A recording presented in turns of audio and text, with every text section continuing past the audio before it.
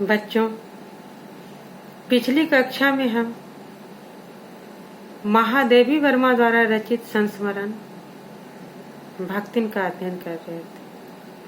आज की कक्षा में हम इसी पाठ के शेष अंश का अध्ययन करेंगे। जैसा कि आप लोगों को पहले से पता है कि भक्तिन महादेवी वर्मा अर्थात लेखिका की खास सेविका थी। अन्य सेवक सेविकाओं के बीच खुद को श्रेष्ठ अर्थात विशेष सिद्ध करने के लिए वह लेखिका की सहायता करने के लिए हमेशा तत्पर होती थी तथा खुद को महत्व देने के लिए वह अपने मालकिन को असाधारण बना देती थी।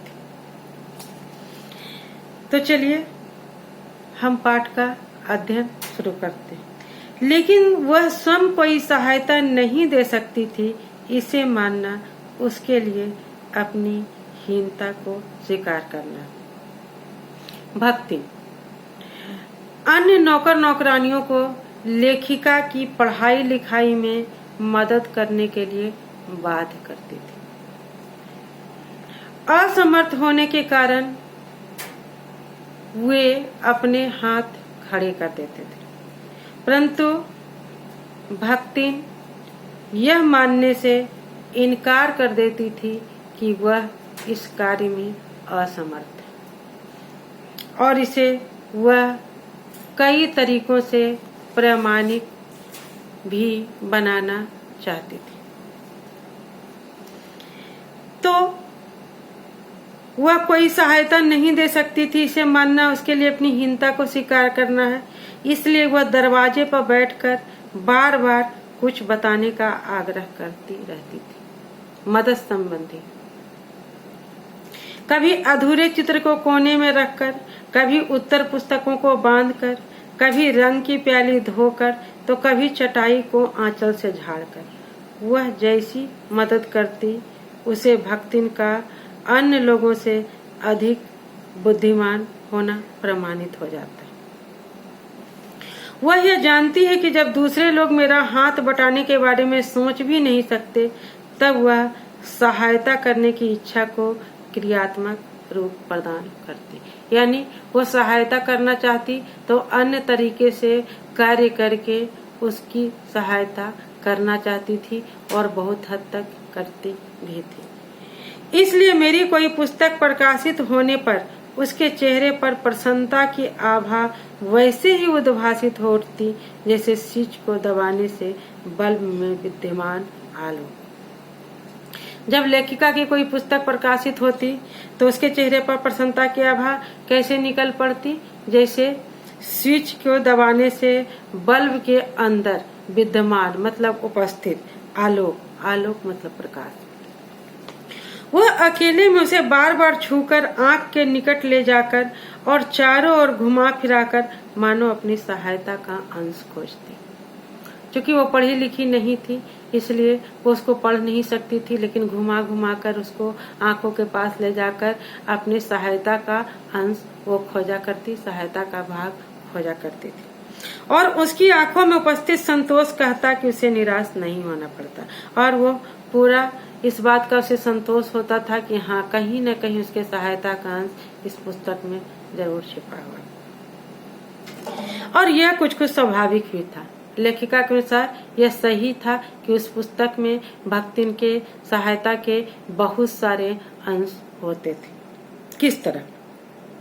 किसी अधूरे चित्र को पूरा करने में व्यस्त होने पर मैं जब बार बार कहने पर भी भोजन करने के लिए नहीं उठती, तब वह कभी दही से बना शरबत, कभी तुलसी का चाय वहीं देकर भूख का कष्ट सहने नहीं देती।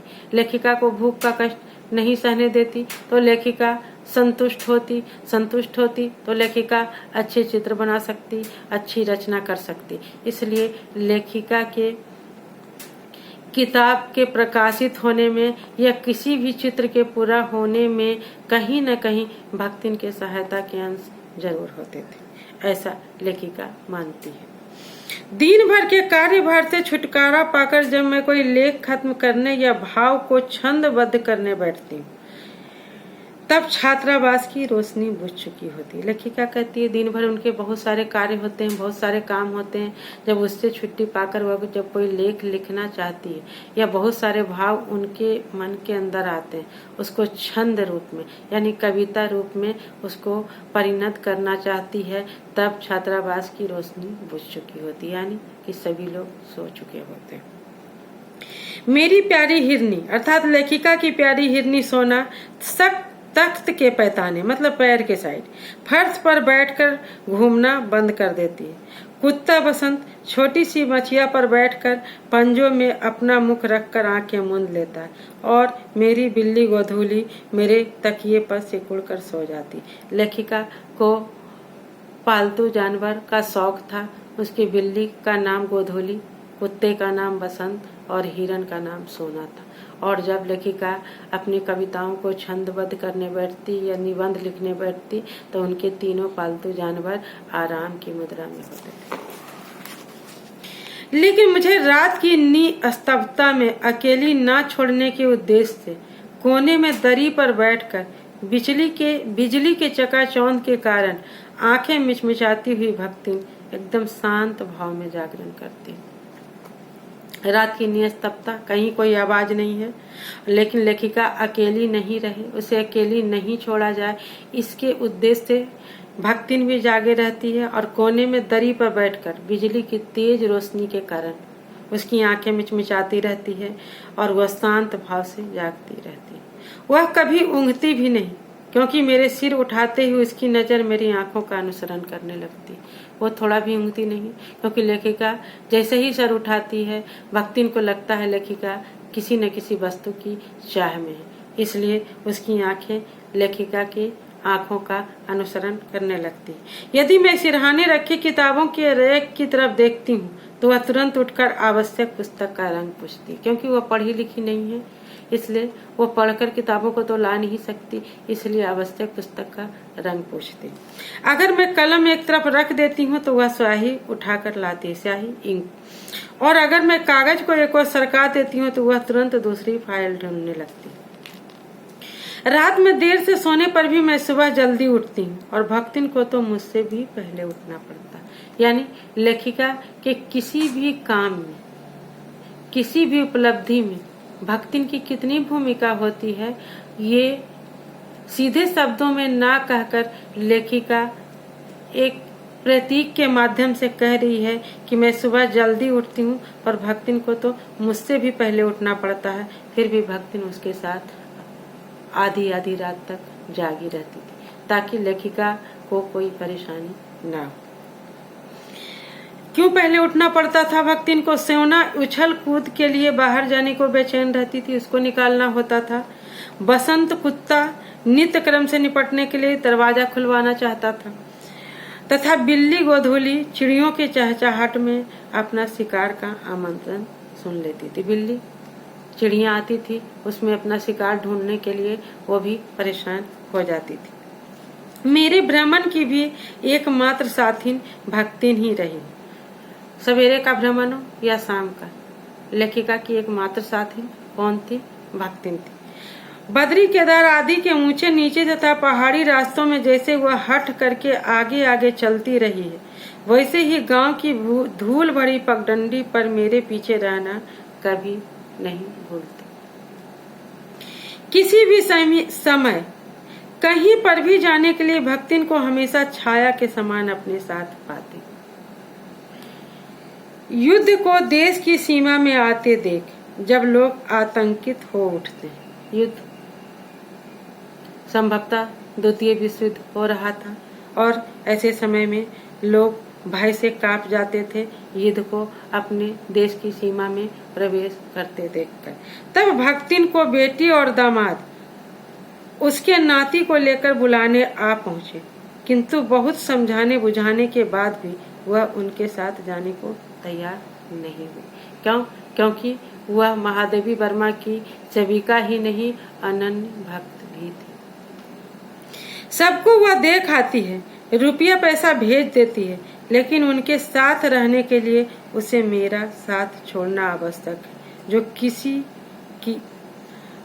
जो कि भक्तिन को जीवन के अंत तक स्वीकार नहीं होगा। यानी वह किसी भी कीमत पर लेखिका का साथ नहीं छोड़ना चाहते थे।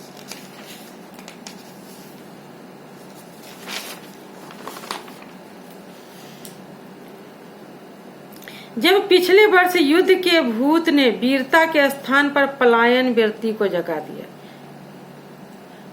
जब ये संस्मरण लिखा जा रहा था, उसके 1 वर्ष पहले की घटना की चर्चा करते हुए लेखिका कहती है कि युद्ध के भूत ने, यानी युद्ध के डर ने वीरता के स्थान पर क्या दिखाया? पलायन की वृत्ति, यानी भाग जाओ। उसका सामना करने के बजाय क्या करो? भाग जाओ। इस वृत्ति को, इस प्रवृत्ति को, इस स्वभाव को जगा दिया था। तब भक्तिन पहली बार एक सेवक के विनीत मुद्रा के साथ मुझसे गांव चलने का आग्रह करने आई। साथ ही साथ उसने क्या क्या कहा? वह लकड़ी रखने के लिए बने मचान पर अपनी धुली धोती को बिछाकर मेरे कपड़े रख देगी, दीवारों में कीले गाड़कर तथा उस पर तख्ते बिछाकर वहां मेरी किताबें सजा देगी, धान के पुआल का गोदरा बनाकर, यानी बिस्तर बनाकर उस पर नया कंबल बिछाकर मेरे सोने का प्रबंध कर देगी और मेरे रंग, पेन, स्याही आदि को नई हाड़ियों में सजा कर रखेगी तथा कागज पत्रों को छीके में, यानी दही या दूध रखने वाले जो छीके होते हैं उसमें यथाविधि एकत्र कर देगी। मेरे पास वहां जाकर रहने के लिए पैसे नहीं है, यह मैंने भक्तिन के प्रस्ताव को विराम देने, मतलब रोक देने के लिए कहा था, पर उसके परिणाम ने मुझे एकदम विस्मित कर दिया। उसका क्या परिणाम निकला? ऐसा परिणाम निकला जिसने लेखिका को आश्चर्यचकित कर दिया। भक्तिन ने परम रहस्योद्घाटन, मतलब एक गूढ़, एक जटिल रहस्य का उद्घाटन करते हुए, रहस्य से पर्दा उठाते हुए, रहस्य के मुद्रा में कहा। भक्तिन ने परम रहस्योद्घाटन की मुद्रा बनाकर, मतलब रहस्य, एक भारी रहस्य का, एक जटिल रहस्य का उद्घाटन जिस मुद्रा में किया जाता है, ऐसी मुद्रा बनाकर और अपना पोपला मुंह मेरे कानों के पास ले जाकर धीरे धीरे बताया कि उसने 5 बीसी और 5 रुपया बचाकर गाड़ रखे, यानी उसने 105 रुपया बचाकर कहीं मिट्टी में गाड़ रखे हैं, दबा रखे हैं, उसी से वह सब प्रबंध कर लेगी। फिर लड़ाई भी तो कुछ अमरौती खाकर नहीं आई, इतने दिनों का प्रबंध उन्हें उसी रुपयों से कर लेगी और फिर लड़ाई कोई अमर फल खाकर तो आई नहीं। थोड़े दिन बाद सब ठीक हो जाएगा, तब वापस यहीं लौट आई। भक्तिन को कंजूसी के प्राण पूंजीभूत होते होते अब तक पर्वताकार बन चुके थे। यानी भक्तिन की जो कंजूसी थी सर्वविदित थी, सभी जानते थे। वो छोटे से पुंज से धीरे धीरे पर्वत का आकार ले चुका था। क्या? भक्तिन का कंजूसी। किंतु उसके उदारता के डायनामाइट ने उसे क्षण भर में उड़ा दिया। उसने ऐसी उदारता दिखाई जो डायनामाइट बनकर क्षण भर में उसके कंजूसी के पर्वताकार रूप को उड़ा दिया। इतने थोड़े रुपये का कोई विशेष महत्व नहीं है। किसके लिए नहीं है? लेखिका के लिए नहीं। किंतु भक्तिन का रुपये के प्रति आसक्ति, मतलब मोह, इतनी प्रख्यात हो चुकी है, मतलब इतनी चर्चित हो चुकी है कि मेरे लिए उसका परित्याग उसे महत्व की ऊपरी सीमा तक पहुंचा देता है। यानी उसकी कंजूसी बहुत ज्यादा थी, लेकिन लेखिका को उससे भी ज्यादा वह प्रेम करती थी लेखिका से। इसलिए उन रुपयों पैसों का परित्याग उसे लेखिका के नजरों में उसके महत्व को जो है ऊपरी सीमा तक पहुंचा देता है। शेष अंश, पाठ के बचे हुए शेष अंश की व्याख्या हम इस वीडियो के अगले भाग में करेंगे।